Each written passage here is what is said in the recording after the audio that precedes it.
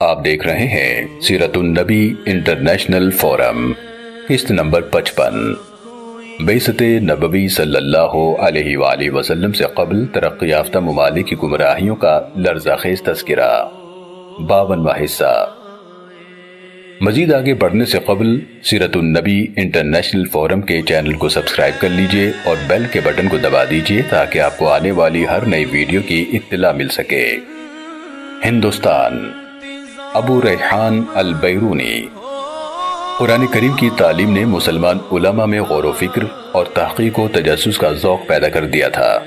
ہر وہ چیز جو ان کی نگاہوں کے سامنے آتی وہ اس کی حقیقت تک پہنچنے کے لیے سرگرم عمل ہو جاتے۔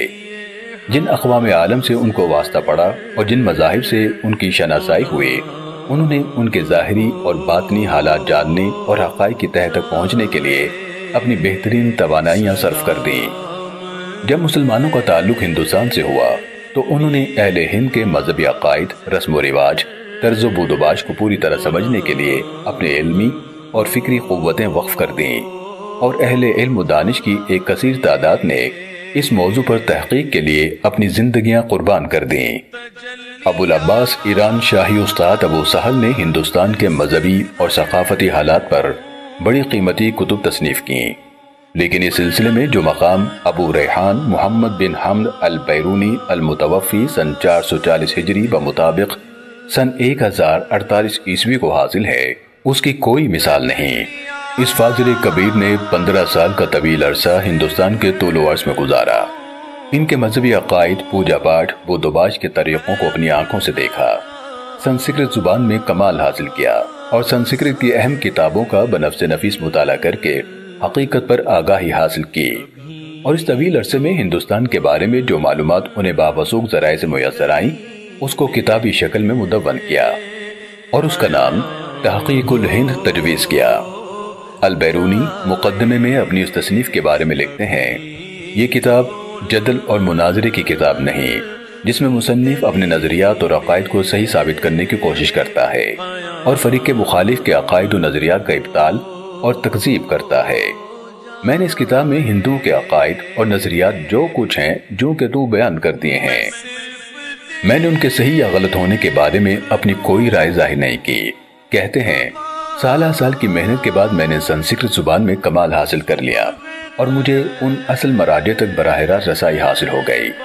میں نے سنسکرت میں اتنی مہارت پیدا کر لی کہ سنسکرت کی 2 کتابوں سانک اور پاتنجل کا عربی میں ترجمہ کیا۔ سالہ سال اہل ہند میں رہنے اور ان کی علمی زبان میں دسترس حاصل کرنے کے بعد اہل ہند کے بارے میں وہ اپنی رائے کا یوں اظہار کرتے ہیں، ہمارے اور اہل ہند کے درمیان بڑے پردے حائل ہیں۔ ایک بڑی رکاوٹ ان کی زبان ہے جو ہماری زبان سے حروف تہجی اور تلفظ میں کوئی مناسبت نہیں رکھتی۔ اس کی کتابت بائیں سے دائیں طرف ہوتی ہے جبکہ ہماری زبان کی تحریر اس کے برعکس ہے۔ اس رکاوٹ کو عبور کرنا ہر شخص کے دل گردے کا کام نہیں۔ دوسری بڑی رکاوٹ ان کا مذہب ہے۔ ان کا مذہب ہمارے مذہب سے اصولاً فروعاً مختلف اور متضاد ہے۔ تیسری بڑی رکاوٹ یہ ہے کہ وہ اپنے علاوہ سب کو ملیچ یعنی ناپاک سمجھتے ہیں۔ کسی غیر کے ساتھ مباحثہ، مناظرہ اور تبادلہ خیال تک ان کے نزدیک ناجائز ہے۔ باہمی نکاح، نشست و برخاست اور خورد و نوش کو بھی حرام قرار دے دیا گیا ہے، حتیٰ کہ اگر کوئی اجنبی ان کا مذہب قبول کرنا چاہے تو اس کو بھی اپنے مذہب میں داخل نہیں کرتے۔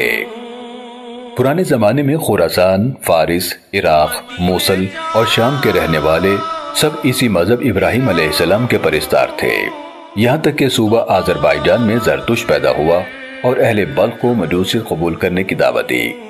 گستاسپ بادشاہ نے اس کی دعوت کو قبول کیا اور اس کی نشر و اشاعت کے لیے اپنے شاہی اختیارات کو استعمال کیا۔ اس کے بعد اس کا بیٹا اسفندیار دین زرتشت کا علم بردار بنا اور جہاں تک ہو سکا مشرق و مغرب میں جبر کے ذریعے سے یا صلح سے اس دین کو غلبہ بخشا، اور چین سے لے کر روم تک سارے علاقے میں جگہ جگہ آتش کدے تعمیر کیے۔ البیرونی کہتے ہیں، محمد بن قاسم کی فتوحات کے باعث ہندوؤں اور مسلمانوں کے درمیان عداوت اور بڑھ گئی۔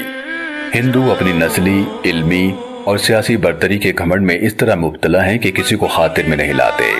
اگر ان کو بتایا جائے کہ فلاں ملک میں فلاں بہت بڑے عالم ہیں تو وہ ایسا کہنے والوں کو جھٹلاتے ہیں اور یہ بات تسلیم کرنے کے لیے کسی قیمت پر آمادہ نہیں ہوتے کہ ان کے علاوہ بھی دنیا میں کوئی شخص صاحب علم و دانش ہو سکتا ہے۔ ابتدا میں البیرونی ان کے نجومیوں کے حلقہ درس میں حاضر ہوتا اور شاگردوں کی طرح چپ چاپ بیٹھا رہتا۔ جب مجھے ان کی زبان پر دسترس حاصل ہو گئی تو میں نے اپنے نجومی استادوں سے طرح طرح کے سوالات پوچھنے شروع کر دیے تو وہ ان کا جواب دینے سے قاصر رہے۔ اس طرح میرے علم کا روگ ان پر بیٹھ گیا اور مجھے بحر العلم یعنی علم کا سمندر کے معزز لقب سے ملقب کرنے لگے۔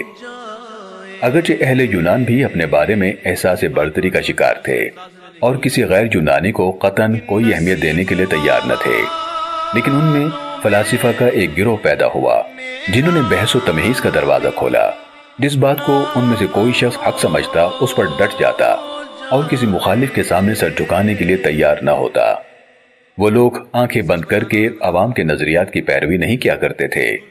سقراط نے جب یونان کے عوام کے عقیدے کی مخالفت کرتے ہوئے ستاروں کو الہ ماننے سے انکار کر دیا تو ایتھنز کے 11-12 پادریوں نے اس کے مقدمے کی سماعت کی اور اسے ملحد قرار دے کر موت کی سزا سنائی تو اس نے زہر کا پیالہ بسط مسرت اپنے لبوں سے لگا لیا، لیکن اپنے عقیدے سے روگردانی قبول نہ کی۔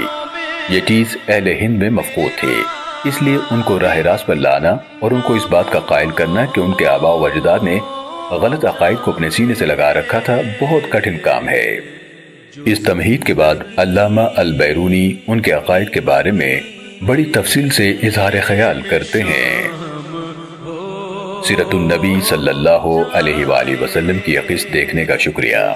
اسے دوسروں تک پہنچا کر صدقہ جاریہ کا حصہ بنیے۔ کسی بھی قسم کی غلطی کے لیے ہم پروردگار کے حضور معافی کے خواستگار ہیں، اپنی اصلاح کے لیے شکر گزار ہوں گے اور آپ کی دعاؤں کے طلبگار ہیں۔ جزاکم اللہ خیرا کثیرا۔ مزید آگے جاننے کے لیے جڑے رہیے سیرت النبی انٹرنیشنل فورم کے ساتھ۔